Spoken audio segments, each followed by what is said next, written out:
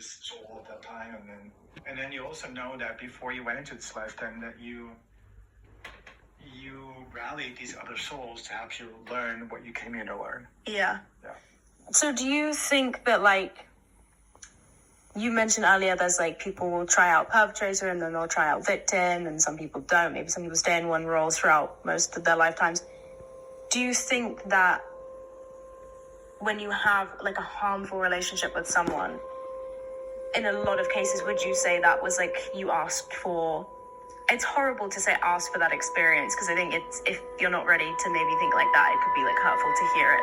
But like in some cases, do you think that it's like your soul planned for that interaction to happen, or you rallied that soul to like do that to you or have that experience with you? I really think it is. Yeah. Of course, from our human perspective, they would never choose this. Yeah. And so, but yeah, from the soul's experience, I meet a lot of people that have really horrible lives, have had really horrible lives, and then they want to find out why. And then I get to speaking to the higher self, and it might say something like, yeah, we warned her not to stack her plate too high. She wanted to have a crash course in what it's like to be a human being. And so she picked these parents and all these experiences to be able to do the purpose that she came here to do.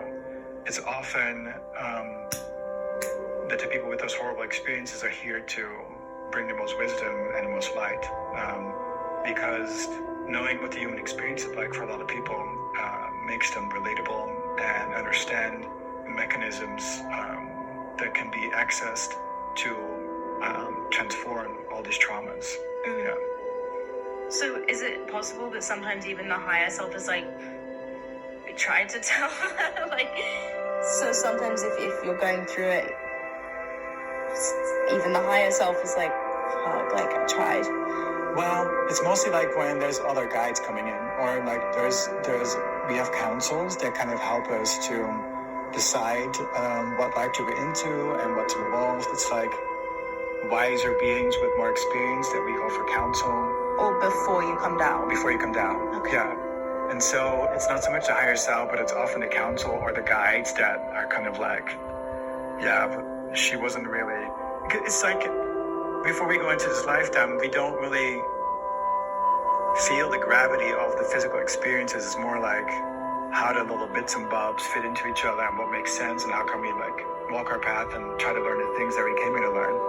Okay. Yeah. So someone, hypothetically, you could be up there going, no, it's great, I really want to learn extreme pain. Yeah. And you think, yes, this is great, I'll learn it in 60 years and that would be like amazing, I'll have this knowledge, and then you come down here and you think, what the fuck is going on? Yes. Interesting. So it's like an inexperienced soul being like, this won't be that hard. Yes. Yeah. So easy. Yeah. You just look at the little, like the map of it and the parts of it, the roads, the road of the path that you're going to be walking. It seems easy. Or, yeah. It's like, you might relate to this. Like, I've had lots of codependent relationships with, like, narcissistic guys. Right. And, because, I learned that I needed to work for love and validation. So I would pick these men that were unavailable emotionally, because that would cause me to, like, really make myself deserving of love and, like, accommodate their experience and, like, try to be what I thought they needed me to be. And so these experiences of these relationships were there to teach me self-love.